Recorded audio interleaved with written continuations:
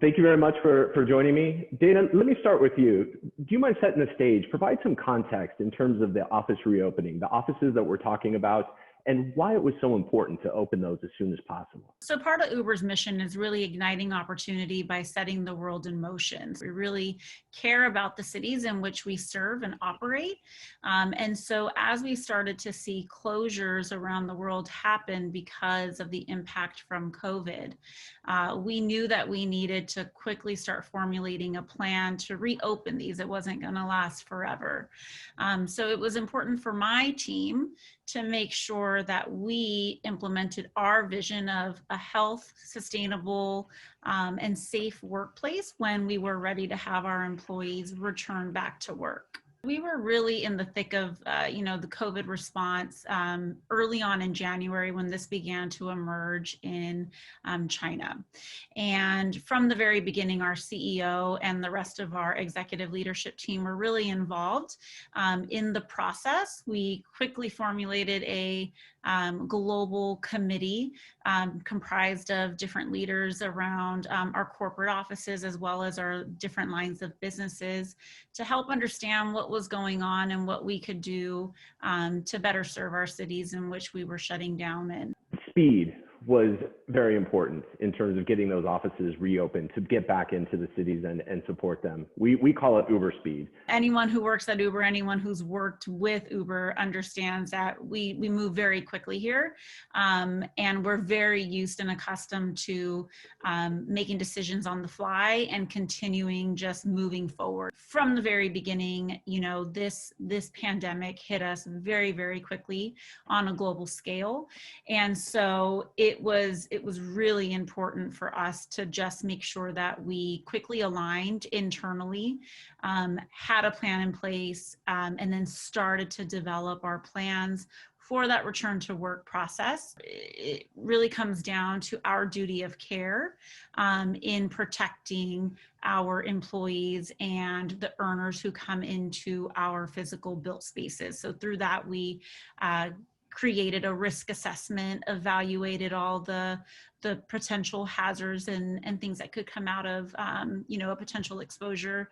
We quickly brought on an epidemiologist to help consult with us. And from there, it really gave us a lot of insight into our going forward plan.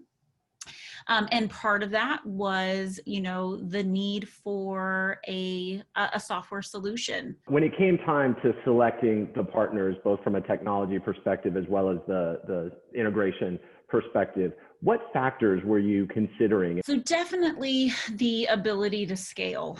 We have, hundreds of offices located across the globe. They're not all equally built. We have our executive offices. We also have our earner support centers, which are called Greenlight Hubs. So we needed to somewhat build out a framework that was going to satisfy requirements regardless of what type of office location it was, regardless of where we were, and really be able to pivot and leverage the power of a platform to help enable our plans and implement them. You ultimately asked ServiceNow and KPMG to drive that initiative. Can you highlight, some of the factors that went into you making that selection? Yeah, so some of the things was definitely available globally. We needed to have web and mobile versions. We needed to be able to have our workers do a self-assessment at home prior to them journeying into the office, right? I think a lot of companies probably looked at the option of doing on-site screenings of health and temperature and things like that. We wanted to really capture that aspect of it prior to an employee leaving their home. As well as an Uber look and feel, right? We didn't necessarily want an application that was too far off from what our employees know and understand as like an Uber tool to utilize. And definitely, customization ability. But most importantly, it was really, who are we going to be the most innovative with, who's going to grow with us, but also moving forward, how could we then layer in additional enhancements, different modules, different features to really elevate the experience and to support the ever-changing landscape of COVID. Deepak, I'd like to turn to you. I know ServiceNow really leaned into return to work generally, but Uber account specifically. Do you mind sharing some of the things that ServiceNow did to really help Uber drive this initiative? From our perspective, Dana mentioned this earlier, this notion of Uber speed. So if there's a notion of Uber speed, we also have the notion of ServiceNow speed, right? And so how do we get ServiceNow speed to match Uber speed was really where we focused on. And one of the things that we've done differently compared to many of these other products that we put out in the past is we have accelerated this notion of customer-driven innovation. We really moved to a release cycle that has been not quarterly, not monthly. It's actually every other week. So twice a month, we put out a release.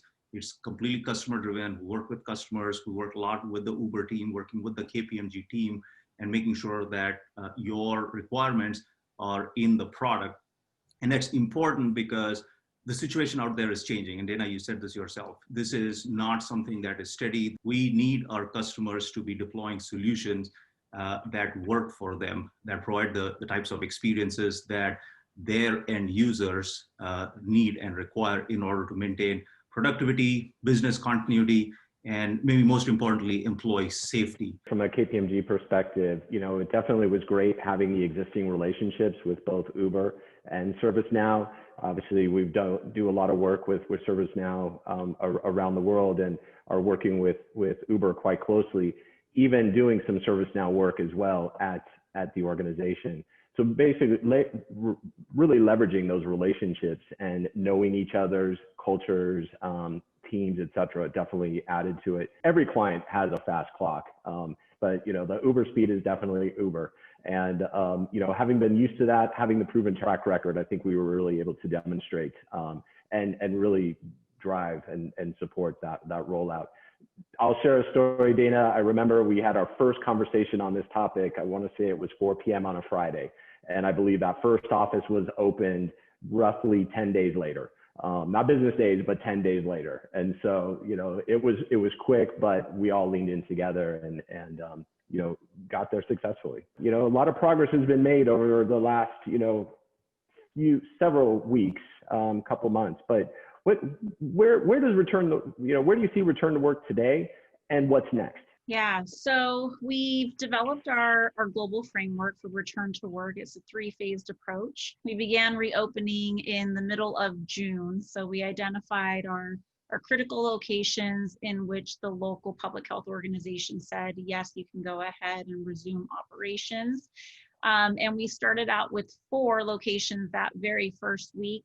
And by the end of June, we had close to 57, I believe was the number. Now we have over 240 locations globally reopened and thousands of employees on approved as returning back to work to the office. Employees are able to volunteer to come back. We're not forcing anyone to, but our offices are open if you want to come back for whatever reason. And then we also have our green light hubs up and running for our earners on the platform. Dana, with all that accomplishment, is there one thing that stands out in terms of, just being most proud of all that was been accomplished in such a short, rapid time frame? I think the thing that I'm most proud of is our ability to quickly rally one another, whether it was internally with Uber and externally with you guys as our partners, right? We all were aligned with the ultimate end goal, and that was to bring our employees back to work. So with that end mission in mind, everyone really just pitched in together, and that was my expectation from the very beginning, I love that we continue to have open conversations on what we can do better, how we can improve processes. This is definitely not going to be a, one and done implementation. We've got it all figured out. I think for the most part, we have a great foundation laid out for us. Deepak, I'll ask you a similar question. I mean, is there anything that stands out to you that, highlight, proud of, or would you like to share? Yeah, Chris, like I said, we know the people that are working directly with the customers. I've got their numbers on my speed dial.